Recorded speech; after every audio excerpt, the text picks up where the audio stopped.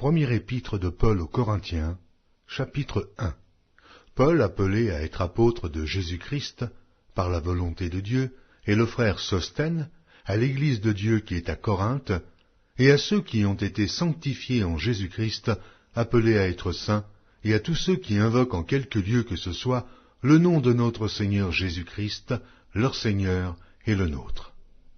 Que la grâce et la paix vous soient données de la part de Dieu notre Père et du Seigneur Jésus-Christ. Je rends à mon Dieu de continuelles actions de grâce à votre sujet, pour la grâce de Dieu qui vous a été accordée en Jésus-Christ.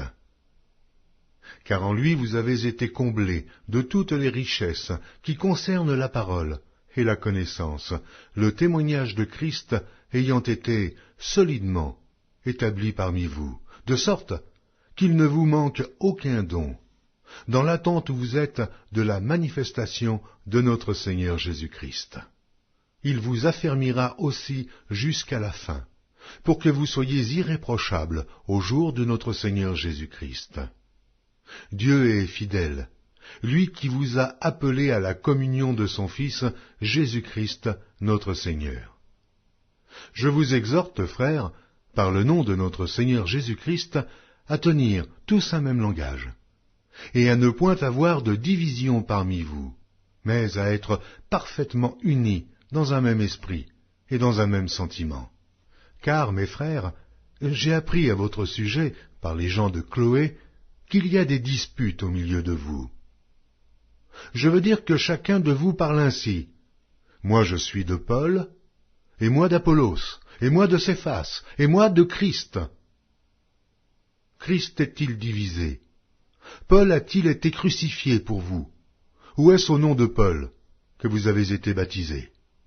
Je rends grâce à Dieu de ce que je n'ai baptisé aucun de vous, excepté Crispus et Gaius, afin que personne ne dise que vous avez été baptisés en mon nom. J'ai encore baptisé la famille de Stéphanas. Du reste, je ne sache pas que j'ai baptisé quelque autre personne. Ce n'est pas pour baptiser que Christ m'a envoyé, c'est pour annoncer l'Évangile, et cela sans la sagesse du langage, afin que la croix de Christ ne soit pas rendue vaine. Car la prédication de la croix est une folie pour ceux qui périssent, mais pour nous qui sommes sauvés, elle est une puissance de Dieu.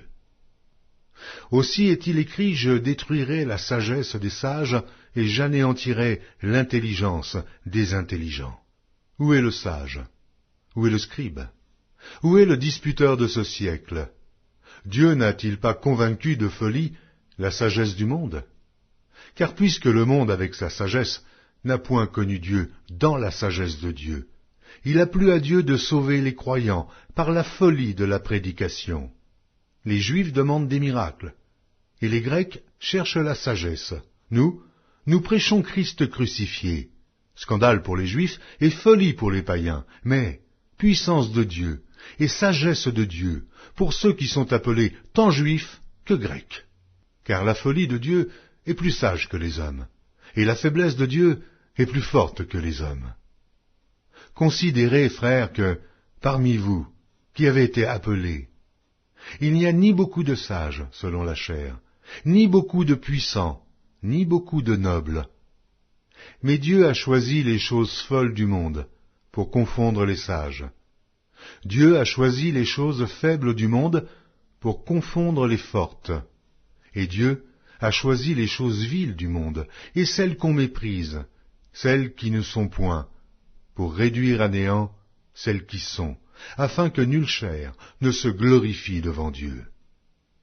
Or, c'est par lui que vous êtes en Jésus-Christ, lequel, de par Dieu, a été fait pour nous sagesse, justice et sanctification et rédemption, afin, comme il est écrit, que celui qui se glorifie dans le Seigneur.